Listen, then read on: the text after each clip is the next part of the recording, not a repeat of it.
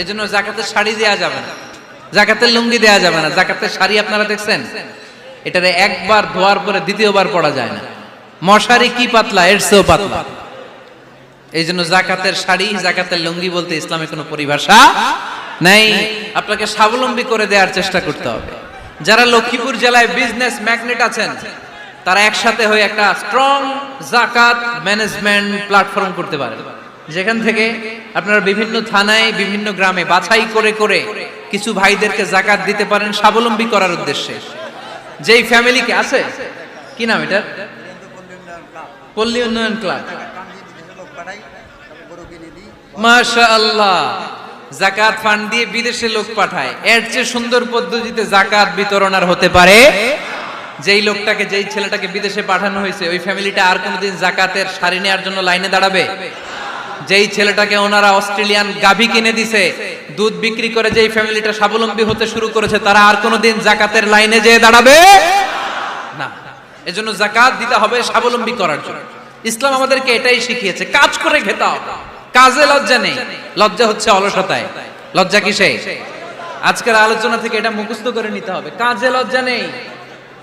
লক্ষ্মীপুরের ইয়াংস্টারেরা শ্রমে লজ্জা নেই, পরিশ্রমে লজ্জা নেই, লজ্জা অলসতায়। লজ্জা কিসে? আরো জোরে। নবীরা কি এমনি এমনি বসে বসে খাইছে? কঠিন পরিস্থিতিতেও নবীরা পরিশ্রম করে উপার্জন করা লেগেছে, ঠিক কিনা? সাইয়েদনা মারিয়াম আলাইহিস সালাম, যার নামে আল্লাহ তাআলা কোরআনে একটা সূরা দিলেন,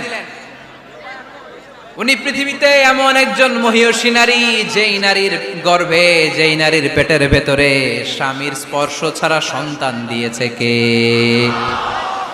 সাইয়েদনা ঈসা আলাইহিস সালাম পেটে আসলেন। মারিয়াম আলাইহিস সালাম লজ্জা পেলেন। হায় হায়, কেমন করে এলাকাবাসীদের কাছে আমি আমার মুখ দেখাবো? বিয়ে করি নাই, স্বামী নাই, বিয়ে হয় নাই, স্বামী নাই, কিন্তু পেটে সন্তান চলে এসেছে। হায় হায়, এলাকায় কেমনে মুখ দেখাবো? লজ্জায় পড়ে মারিয়াম আলাইহিস সালাম এলাকা থেকে চলে গেলেন। কি অবাক করা কাণ্ড!